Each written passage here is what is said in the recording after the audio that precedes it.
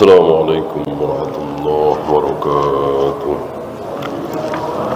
إن الحمد لله نحمده ونستعينه ونستغفره ونعوذ بالله من شرور أنفسنا ومن سيئات أعمالنا. من يهده الله فلا مضل له ومن يضلل فلا هادي له. أشهد أن لا إله إلا الله وحده لا شريك له وأشهد أن محمدا عبده ورسوله وبعد. Kita masuk bab baru, bab fi tafakkuri fi azimi makhluqatillah ta'ala. Bab tentang tafakkur, berfikir, memikirkan bagaimana keagungan ciptaan Allah. Jangankan Allahnya ya, ciptaannya ini luar biasa. Banyak dari para ilmuwan terkagum-kagum melihat bagaimana gelombang laut, bagaimana awan, bagaimana gunung, bagaimana bumi dan seterusnya. Yang besar, yang kecil, seperti bagaimana sel misalnya, apa yang ada di tubuh manusia, mereka terkagum-kagum. Apa itu? Ciptaan Allah.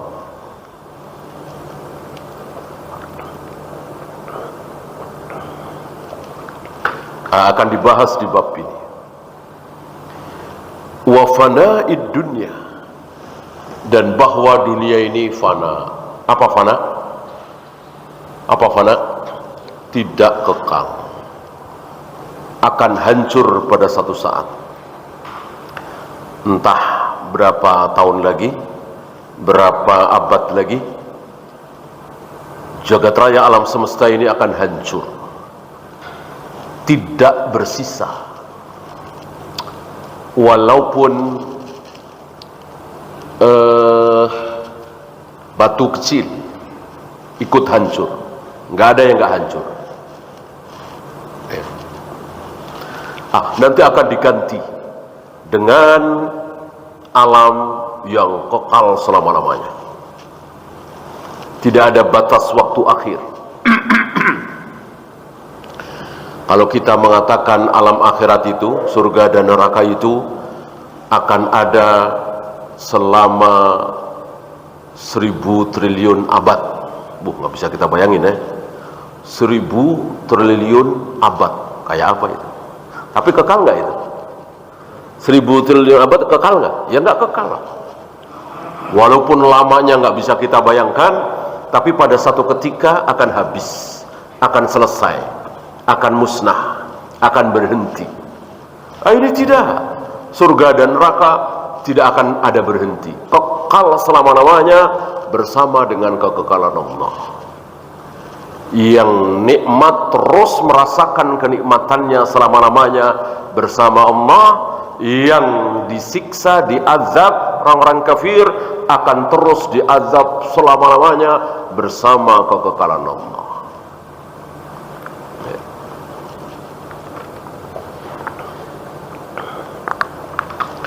Adapun dunia yang sedang kita alami sekarang ini akan fana. Ya mending kalau kita itu fananya bersama dunia, itu masih mending ya. Artinya selama dunia ini masih ada, kita masih hidup. Kan nggak begitu, nggak begitu kan? Taruhlah kita akan terus hidup sampai hari kiamat, ya tetap aja nggak fana. Walaupun mungkin kita hidup ribuan tahun. Ini cuma 60 tahun, 70 tahun, 80 tahun. Bahkan banyak saudara kita, tetangga kita, teman kita baru 40 tahun, baru kepala 3.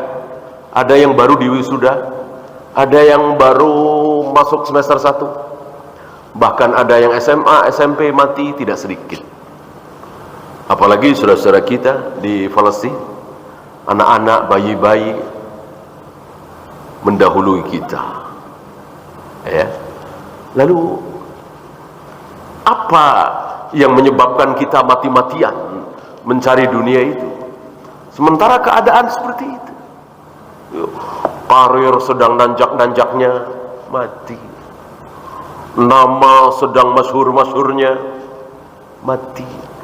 Badan sedang sehat-sehatnya, mati. Kecelakaan, tenggelam misalnya. Nah, inilah dunia yang sedang kita tempati. Semuanya serba tidak aman.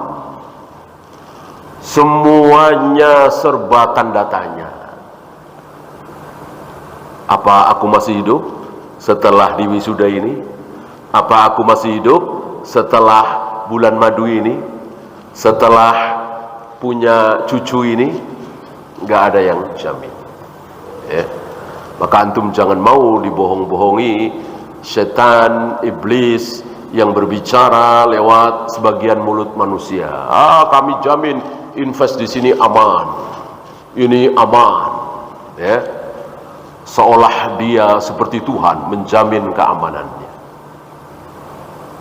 Ya. Orang kafir kan begitu. Asal ada uang, kemudian rumah ada, kendaraan ada, tabungan ada, pemasukan jelas tiap bulan, aman. Orang kafir.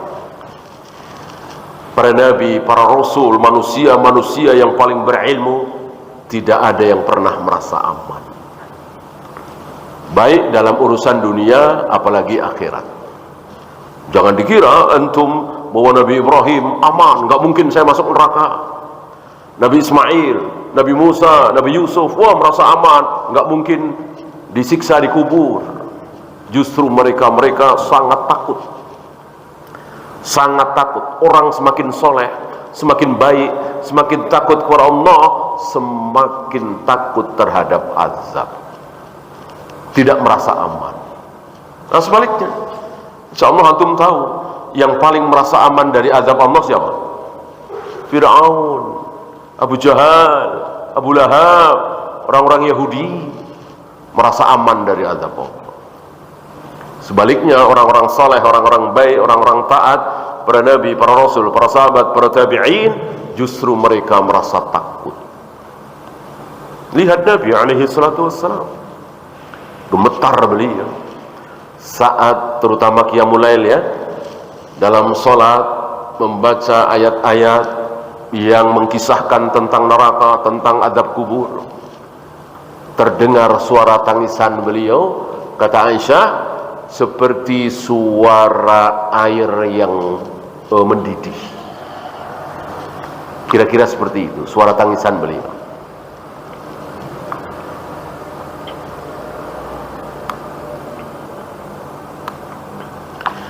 Wa ahwalil akhirah, dan keadaan yang sangat dahsyat nanti di akhirat. Bayangkan seluruh manusia yang pernah hidup di muka bumi ini, dari manusia pertama Adam sampai manusia terakhir, berkumpul jadi satu. Tidak ada yang absen seorang pun. Semuanya ada di situ. Tanpa makanan, tanpa minuman, tanpa pakaian, tanpa alas kaki, dalam keadaan belum dikhitan, seperti ketika baru lahir dari perut ibunya, tanpa naungan. Padahal matahari didekatkan qadra mil, kira-kira 1 mil. Para sahabat mengatakan, kami tidak tahu yang dimaksud mil oleh Nabi itu apa. Mil ukuran jarak, kira-kira sekilo atau mungkin sekilo lebih, ya, atau mil yang dipakai oleh para wanita untuk mencelak mata, itu namanya mil juga, kira-kira sejengkal. Nah, kami tidak tahu yang dimaksud qadra mil oleh Nabi itu mil yang mana. Yang jelas dua-duanya dekat sekali, ya. Mana ada di dunia pemandangan seperti itu, keadaan seperti itu. Dan sekali lagi, tidak ada dari kita yang tidak akan berkumpul di situ. dan orang cuek melihat anaknya, ya, dari jarak mungkin 10 meter, 7 meter, ngelihat anaknya, anak satu-satunya mungkin, atau melihat istrinya, atau melihat suaminya, atau melihat ayahnya, melihat ibunya, melihat teman dekatnya, cuek. Jadi betul-betul berpikir sendiri-sendiri, nggak memikirkan orang lain. Ini luar biasa keadaan akhirat itu. Ya. Kemudian diadili satu persatu. Ini setelah melewati proses yang sangat panjang, entah berapa lama, entah berapa bulan, berapa tahun manusia berada dalam keadaan seperti itu, tanpa pakaian, tanpa alas kaki, tanpa makanan, tanpa minuman, tanpa naungan, dan bukan 10 orang, 20 orang, entah berapa miliar, berapa triliun manusia jadi satu, ya Allah biarkan. Rasul mengatakan Allah belum pernah marah semarah hari itu. Allah belum pernah murka semurka hari itu. Waktu Fir'aun mengaku sebagai Tuhan, ana rabbukumul a'la, Allah marah, Allah murka. Ketika iblis nekat tidak mau sujud kepada Adam, padahal itu perintah Allah, iblis memilih diusir dari surga daripada sujud kepada Adam, tunduk kepada Adam. Allah marah, Allah murka, tapi nggak ada apa-apanya dengan murkanya Allah hari itu. Semarah-marah Allah kepada Fir'aun waktu itu, waktu Fir'aun mengatakan ana rabbukumul a'la, aku adalah Tuhan kalian yang maha tinggi. Allah marah tentunya, tapi Allah kasih makan, kasih minum, kasih rumah, bukan rumah lagi, istana kepada Fir'aun, kasih kesehatan yang luar biasa. Apa yang tidak dimiliki oleh Fir'aun? Dan itu semuanya dari Allah. Ya, termasuk hari ini. Apa iya Allah tidak marah, tidak murka kepada Yahudi yang membombardir kaum muslimin, wanita, anak-anak, bayi, rumah sakit dibom, pengungsian dibom, begitu biadabnya, nggak ada malu-malunya. Ya kalau ada malunya bukan Yahudi ya. Kalau ada malunya, ada rasa sungkan, nggak enak, melaksanakan perjanjian, mau berdamai dengan kaum muslimin, ya bukan Yahudi namanya. Ya, artinya Al-Quran batal, malah sedih kita. Kalau seandainya hari ini Yahudi baik, tidak ingkar janji, berangkulan dengan kaum muslimin, mau berdamai, mau mentaati perjanjian, justru kita sedih. Berarti Al-Quran batal. Masa kita nggak sedih? Al-Quran batal. Ya, Al-Quran mencap mereka sebagai al-maghdubi alaihim, bangsa yang dimurkai oleh Allah, bangsa kera dan babi. Maka mereka berbuat seperti itu wajar, bahkan kurang. Ya masih nggak ada apa-apa dibanding dengan nenek moyang mereka. Apa? Membantai para nabi, para rasul. Jangankan wanita dan anak-anak, para nabi, para rasul aja dihabisi, dibantai. Salah satunya Nabi Yahya, Nabi Zakaria. Maka hari ini mereka berbuat seperti itu, nggak ada rasa malu-malunya, kecil, biasa. Ya, lihat saudara-saudara kita masih kecil, masih bayi, mati. Ya, tapi Yahudi yang begitu terkutuk, diberi kesehatan oleh Allah, dikasih makan, dikasih minum, sehat, kuat,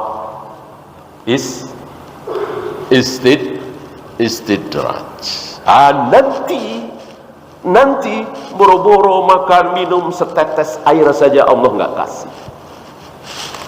Entah berapa tahun, berapa lama, hanya Allah yang tahu. Karena kan perputaran waktu sudah tidak ada lagi, nggak bisa dihitung. Kalau perputaran waktu ada matahari tenggelam, ada matahari terbit, ya tentu bisa dikira-kira. Sudah terbit berapa kali, sudah tenggelam berapa kali, bisa dihitung ya. Ini nggak ada. Matahari terus bertahun-tahun di atas kepala. Panasnya luar biasa, tanpa makan, tanpa minum, dan seterusnya. Belum pernah Allah marah semarah hari itu. Dan lain-lain panjang, luar biasa. Huru hara hari kiamat diawali dari alam kubur, luar biasa. Seandainya kita nanti akhirnya masuk surga, sementara di dunia ini kita cuman menjadi orang miskin, cuman satpam, cuman OB, cuman pesuruh, gak bakalan nyesel.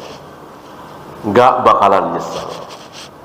Sebaliknya, walaupun dia raja, kaya raya, miliarder di muka bumi ini, tapi akhirnya masuk neraka, itu kesuksesan dunia gak ada apa-apanya, hilang, musnah.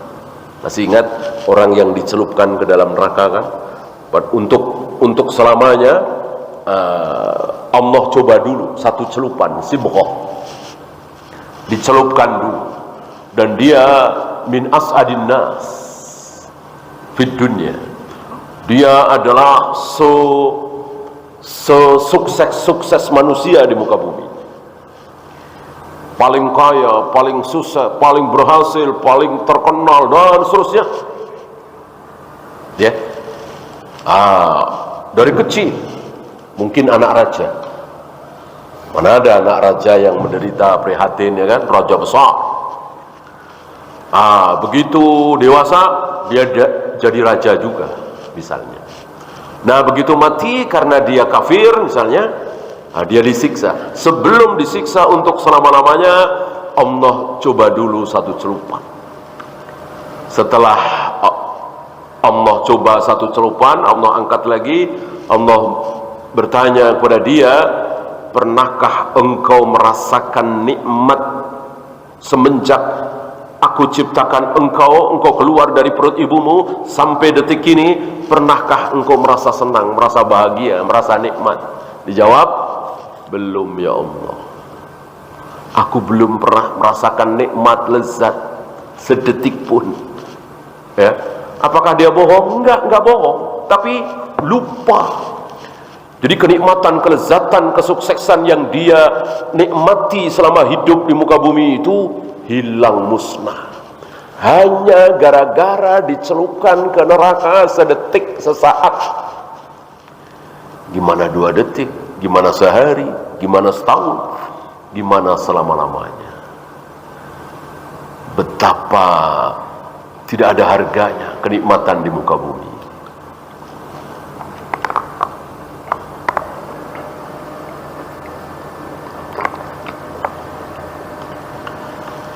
Wa taksirin nafsi. Termasuk nanti dibahas bagaimana betapa kurangnya kita. Ya. Dalam sehari ada aja masbuknya. Bahkan ada ketinggalan jamaah. Bahkan ada ketinggalan sholat, ya. Sudah habis waktu duhur, sudah habis waktu asar, belum sholat asar, ya. Ada aja yang kurang. Taksirin nafs. Tidak ada dari kita yang sempurna. Bahkan yang rutin datang ke masjid sebelum adzan, ada aja kurangnya. Hak Allah terlalu besar, terlalu banyak, ada saja kurangnya. Seandainya seluruh perintah Allah kita amalkan, seluruh larangan Allah kita jauhi, tetap saja masih kurang. Artinya, dibanding dengan nikmat yang Allah berikan kepada kita, nggak ada apa-apanya. Satu aja, apa misalnya? Mata sebelah lagi. Mata sebelah. Mata kita kan 2, satu aja, ya. Sholat kita, puasa kita, zakat kita, jihad kita, baca Al-Quran kita, sedekah kita, ditimbang dengan nikmat satu mata, besar mana? Besar nikmat mata, ya. Oleh karena itu sabda Nabi alaihi salatu wassalam bahwa kalian semua, kita semua masuk surga bukan karena amal kita. Bukan karena amal kita. Sebab kalau karena amal kemudian amal itu dibalas, ya sudah kebalas lah. Sudah kebalas. Sudah malah belum impas. Ya kan? Iyalah jelas. Ya. Antum ada di antara antum, ada di antara kita cuman 7 juta sebulan. Cuman dapat 7 juta, 10 juta sebulan. Dia dari Senin sampai Jumat harus datang situ. Bahkan ada dari Senin sampai Sabtu.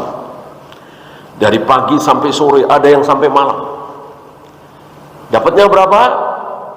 10 juta, 11 juta. Ya, tidak sebanding. Yang kita terima dari Allah, kalau kita mau hitung-hitungan, dari mata, jantung, ginjal, paru-paru, nikmatnya tidur dan seterusnya, kita sholat cuman 5 waktu. Itu pun cuman 5 menit, 7 menit. Ya.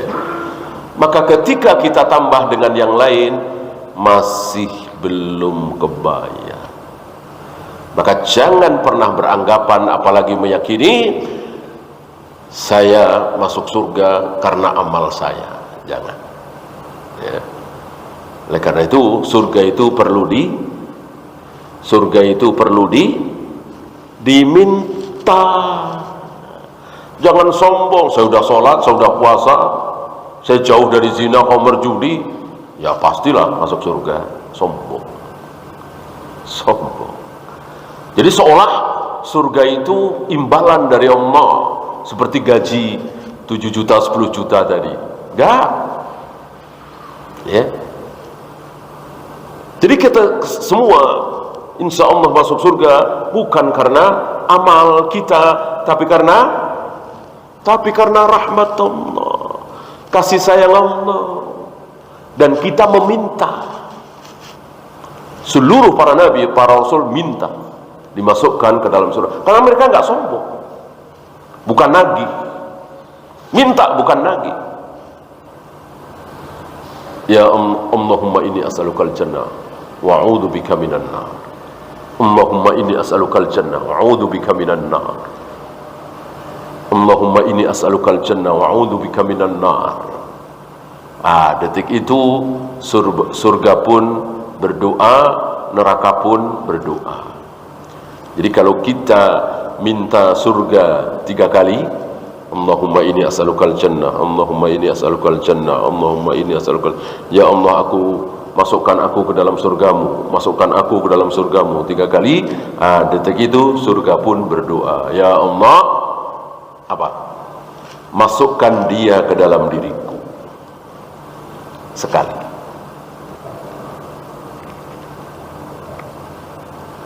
Sebaliknya, ketika kita memohon supaya dijauhkan dari neraka, Allahumma inni a'udzubika minan nar, aku berlindung kepada Engkau ya Allah dari neraka, selamatkan aku dari neraka 3 kali.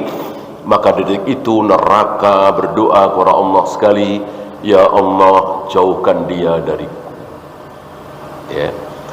Dari sini muncul fawaid, kesimpulan hukum bahwa berdoa itu perlu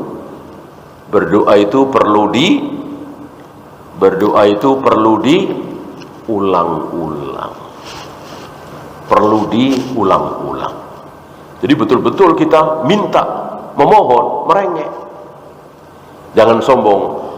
Allah kan tahu keinginan saya apa. Mosok sih Allah nggak kasih. Sombong itu. Ya. Jadi kasih nggak kasih terserah Allah. Kan banyak orang yang minta aja nggak dikasih.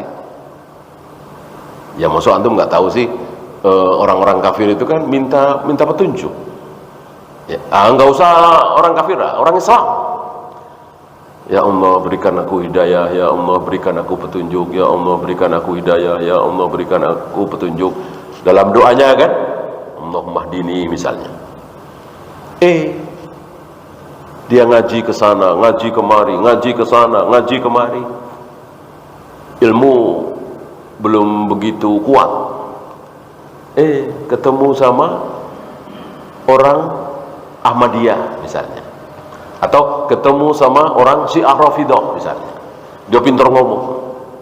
Didakwai, kena sesat, mati, su'ul khotimah. Padahal selama ini dia berdoa.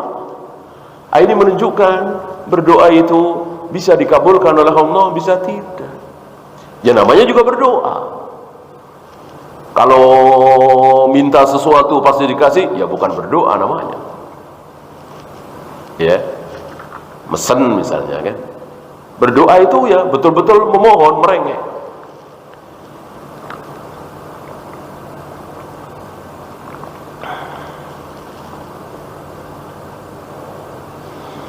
Artinya ketika kita berdoa, kita takut, khawatir kalau sampai tidak dikabulkan oleh Allah, dan berharap bahwa Allah Maha Pengabul doa. Jadi dua-duanya harus ada. Apa istilahnya ya? Istilah bahasa kita, harap-harap cemas barangkali ya.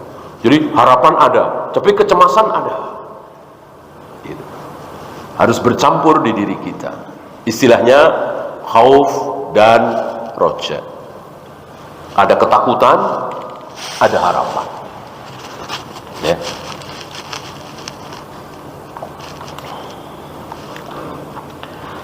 Wa tahdhibiha wa hamliha 'alal istiqamah. Kemudian kita didik diri kita jaga diri kita untuk selalu istiqomah. Kan kemarin sudah kita bahas. Untuk membaca Al-Quran sekaligus 3 juz, insya Allah mudah. Tinggal cari waktu aja. Pas kita seger, pas kita luang, pas kita nggak ada kerjaan, gampang lah. Gitu. Yang sulit, justru selembar, setengah lembar, tapi rutin tiap maghrib, rutin tiap habis subuh.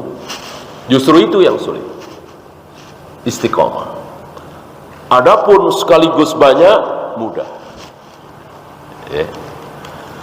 Saudara kita yang haji, yang umroh di Mekah, Madinah, itu hampir-hampir waktu habis untuk ibadah.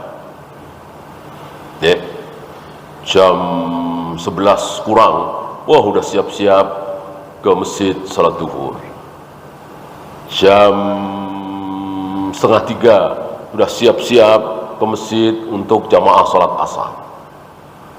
Sejam sebelumnya sudah siap-siap. Selama 10 hari, selama 15 hari.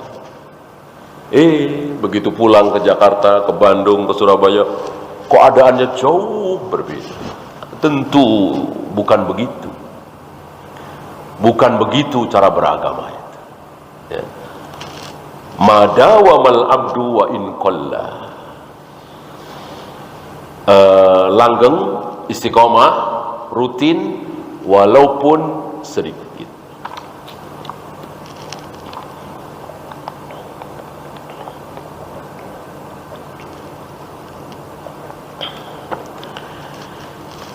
Ya, seperti biasa, sebelum hadis, ayat dulu.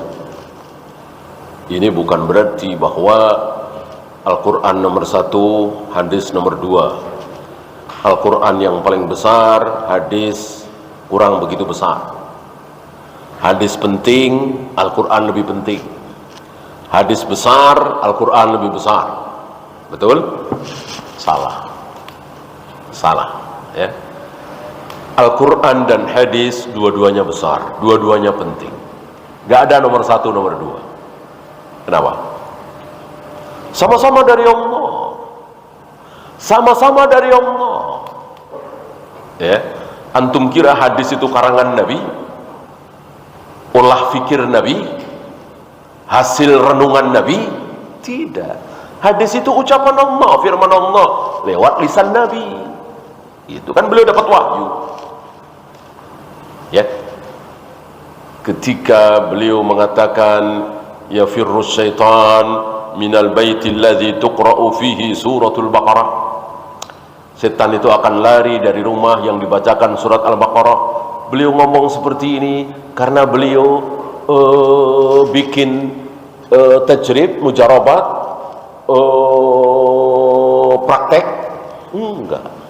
Dari Allah dibisikkan ke hati beliau lewat Jibril alaihi salatu wassalam. Itu kata-kata Allah cuman keluar lewat lisan Nabi sallallahu alaihi wasallam. Ya apa bedanya dengan Al-Quran? Bedanya cuman lafaz. Bedanya cuman lafaz. Kalau hadis, sunnah itu Allah ilhamkan, Allah wahyukan, Allah bisikkan langsung ke hati Nabi. Redaksinya Nabi yang bikin. Beda dengan Al-Quran, betul-betul ucapan Allah, firman Allah, suara Allah yang didengar oleh Jibril. Jadi Jibril mendengar bunyi dari Allah, berbunyi alhamdulillahirabbil alamin arrahmanir rahim maliki yaumiddin iyyaka na'budu wa iyyaka nasta'in. Itu oleh Jibril didengar, dihafal, lalu disampaikan kepada Nabi alaihi salatu wassalam persis makhrajnya, tajwidnya, panjang pendeknya. Kalau hadis itu langsung redaksinya dari Nabi, isinya sama-sama dari Allah, nggak mungkin ada yang salah. Masuk dari Allah salah? Dan tentu tidak ada pertentangan antara ayat Al-Quran dengan sabda Nabi. Lau kana min indi ghairillah lawajadu fihi ikhtilafan katsira. Seandainya Al-Quran itu bukan dari Allah, pasti di dalamnya terdapat perselisihan yang banyak sekali.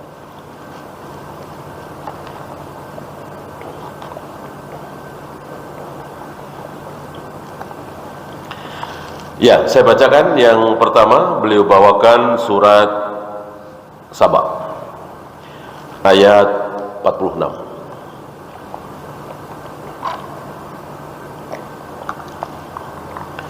Qala Allah Ta'ala, qul, katakan ya Muhammad, innama a'idhukum biwahidah, aku nasihatkan kepada kalian.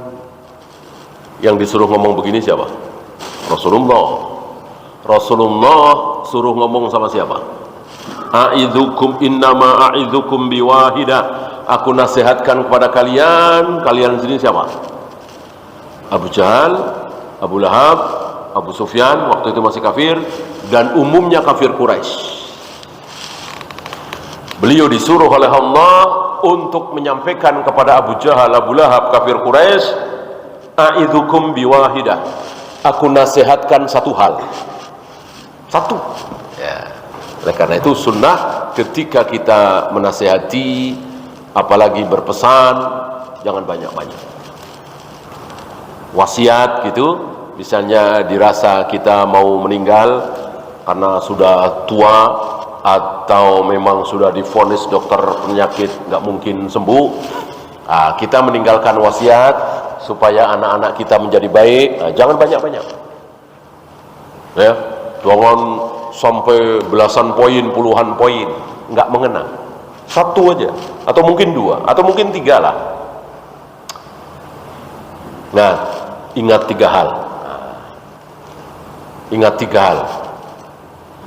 Jangan tinggalkan sholat, misalnya. Ya. Jangan pernah berhutang, misalnya. Ya. Atau mungkin anak kita ini masih banyak yang ngerokok, misalnya. Jangan merokok. Udah tiga itu aja. Ya. Bukan berarti bahwa tiga itu yang paling besar, enggak, karena keadaan anak kita. Anak kita sholat agak kurang, ya, sering ngutang, walaupun puasa rajin, ya puasanya jangan dibahas, gitu ya. Baca Al-Quran rajin, baca Al-Qurannya jangan dibahas, orang udah baik, tapi dia masih suka ngutang, Ngerokok sehari bisa berapa batang, berapa bungkus misalnya. Ya udah 3 itu. Ya. Jadi orang yang memberikan wasiat mestinya kenal dengan orang yang diberi wasiat. Ya.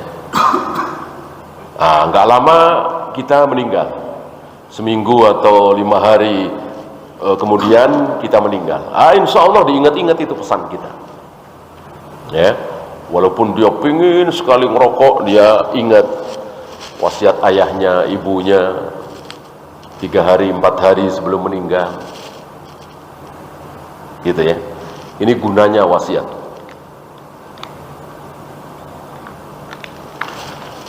Saya dulu pernah beberapa ikhwan itu mengubur mayat. Ustadz juga yang meninggal ini. Nah, keluarganya nggak paham. Ya, buka tali pocong, azanin dulu telinga kanan, komati dulu telinga kiri, jelas ini bid'ah. Kata salah seorang ustadz yang hadir di situ, ya ini bukan saatnya untuk debat ya, ini sunnah, ini bid'ah, bukan saatnya. Maka dipakai, mohon maaf bapak-bapak, ibu-ibu, ini wasiat beliau, wasiat mayat. Si mayat sudah meninggalkan wasiat. Kalau meninggal jangan dilepas tali pocongnya, jangan diadzankan, jangan dikomati, karena itu semua bid'ah. Udah diem semua. Diem semua. Padahal mereka ingin mengadzankan, mengkomati, sebagaimana kebiasaan orang awam. Ini pentingnya wasiat. Bahkan ada ancaman innal mayyita la yu'adzabu bibukai ahlihi. Mayat itu disiksa gara-gara tangisan ratapan keluarganya. Ini kan menyalahi firman Allah di surat An-Najm kan? Ala taziru waziratu wizra ukhra, bahwa dosa seseorang tidak akan ditanggung oleh orang lain. Gitu. Kan yang meratap keluarganya, anak istrinya, kenapa yang disiksa dia sebagai ayah, sebagai suami? Jawabannya tadi, karena dia tidak berpesan, karena dia tidak meninggalkan wasiat. Nanti kalau saya mati jangan ditahlilkan 3 hari, 7 hari, 40 hari, 100 hari. Jangan diazan, komatkan di telinga kanan, telinga kiri, dibuka tali pocongnya. Dia nggak tinggalkan wasiat. Sementara dia tahu anak istrinya belum pada ngaji, anak istrinya awam, belum pada faham. Dia diem saja. Mestinya dia bikin wasiat. Kecuali kalau dia selama ini ngaji sama anaknya, sama istrinya, bawa keluarganya, sama-sama faham sekeluarga bahwa ini sunnah, ini bid'ah, insya Allah aman. Kan ada kalanya di antara kita ngaji sendiri. Ya, kenal sunnah sudah 50 tahun, 60 tahun, alhamdulillah daripada tidak, ya kan? Kita ajak istri kita ajak anak kita, menantu kita, belum tentu mau. Belum tentu mau, malah mereka menuduh kita ikut aliran sesat, aneh. Ya karena mereka selama hidup puluhan tahun, yang namanya orang mati diazani, dikomati, ditahlilkan 3 hari, 7 hari, 40 hari dan seterusnya. Maka ketika tidak diperlakukan seperti itu, dikira ini aliran baru. Padahal yang tahlilan, yang azan, yang qomat di kuburan itu ya aliran baru. Ya, artinya baru ini ya mungkin 100 tahun belakangan, 200 tahun belakangan. Sedangkan Islam kapan? 1400 tahun yang lalu kan? Islam muncul kan 1400 tahun yang lalu. 1400 tahun yang lalu di zaman Rasul dan para sahabat tabi'in, adakah azan qomat di kuburan? Adakah mentahlilkan kematian 3 hari, 7 hari, 40 hari, 100 hari? Enggak ada. Justru yang tahlilan itu yang baru. Ya cuman karena kedangkalan kita, dikiranya Islam itu ya di Indonesia ini seperti ini. Ya, yang beda dengan yang di Indonesia, beda dengan yang di kampung kita pasti salah. Patokan seperti ini kan jelas sesat dan menyesatkan. patokan yang benar adalah Al-Quran dan Sunnah. Ya. Innama a'idzukum biwahidah. Aku nasihatkan kepada kalian satu. Kata Nabi kepada Abu Jahal, Abu Lahab dan teman-temannya, dan ini perintah Allah. Apa? Antakumu lillahi mathna wa furada thumma tatafakkaru. Coba berdiri di hadapan Allah. Maksudnya jangan di hadapan manusia. Menyendiri di hadapan Allah. Berapa? Berdua saja atau seorang diri saja. Gitu. Jangan rame-rame. Jangan 10 orang, belasan orang, apalagi ratusan orang. Sendiri aja. Ya berdua bolehlah. Atau mungkin bertiga. Ya, atau berdua atau sendiri. Apa? Tsumma tatafakkaru. Coba berfikir. Berfikir dengan waras, hati tenang, pikiran tenang, jangan ada kebencian, asobiyah, ya. Muhammad itu siapa? Gitu. Emang selama ini baru kenal orang namanya Muhammad? Kan dari lahir udah pada kenal. Ya. Emang selama ini Muhammad itu tukang bohong, tukang nipu, utang gak bayar, nyakitin orang lain? Gak ada kan? Itu puluhan tahun mereka tahu. Muhammad Rasulullah alaihi salatu wassalam sebelum mengaku sebagai Nabi, sebagai Rasul, itu luar biasa akhlaknya. Sekali saja belum pernah bohong. Kalau Nabi Ibrahim kan 3 kali itu seumur hidup. Bohongnya tauriah, bukan bohong secara vulgar gitu. Saya nggak datang, padahal datang ada di situ. Nggak seperti itu. Tauriah, antum tahu ya 3. Adapun Nabi Muhammad alaihi salatu wassalam sekali saja belum pernah bohong. Ya, apalagi mencaci, memaki, hasad, iri, bohong, dusta. Semua sifat tercela tidak ada pada diri beliau alaihi salatu wassalam. Pengen dipuji, pengen terkenal, pengen kemasyhuran, bikin sensasi. Gak ada sifat seperti itu di diri beliau. Tiba-tiba di umur 40 tahun bikin sensasi. Ya, bikin sensasi apa? Aku utusan Allah, aku Nabi Allah, aku Rasulullah, aku dapat wahyu dari Allah lewat Jibril. Bohong kan mustahil. Kecuali selama ini memang dia sering bohong, sering dusta, ketahuan. Ya kita bergaul, punya temen, ya nggak usah belasan tahun, puluhan tahun lah. Kita berteman setahun, kita tahu. Asal sering ya. Bahkan kata Nabi safar, ya baru kenal 2 hari, ya tentu kita nggak tahu sifat asli dia. Kita safar, taruhlah umroh ya. Umroh selama 2 pekan.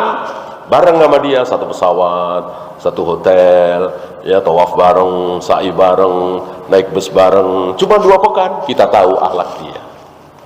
Dia tahu akhlak kita. Ya, karena bersama itu cuma 2 pekan. Oleh karena itu kan pernah ada orang yang memuji-muji temannya. Ya Rasul, si fulan itu begini, si fulan begini, si fulan begini, si fulan begini, dipuji-puji. Kata Nabi, engkau pernah safar dengan dia? Belum ya Rasul. Jangan puji-puji dulu. Safar dulu. Ya. Safar 3 pekan, 4 pekan, 1 bulan, insya Allah tahu. Nah ini bukan sebulan 2 bulan lagi. Ya, tahunan bersama Nabi SAW. Kota Mekah kan kota kecil, apalagi waktu itu. Semua orang tahu kejujuran beliau, keamanahan beliau. Sampai orang-orang menyebut beliau sebagai Al-Amin. Itu kan sebelum beliau jadi Nabi, sebagai belum jadi Rasul kan. Dan julukan itu dari orang-orang kafir Quraisy. Dan kecintaan kafir Quraisy kepada beliau luar biasa sebelum beliau menyatakan diri sebagai Nabi, sebagai Rasul. Ya. Ini seandainya mereka mau jujur, hilangkan asabiyah, kebencian, insya Allah akan mengakui bahwa Nabi Muhammad sallallahu alaihi wasallam betul-betul nabi, betul-betul rasul, jujur, amanah. Wallahu. Ya, itu saja. Ada pertanyaan? Silakan.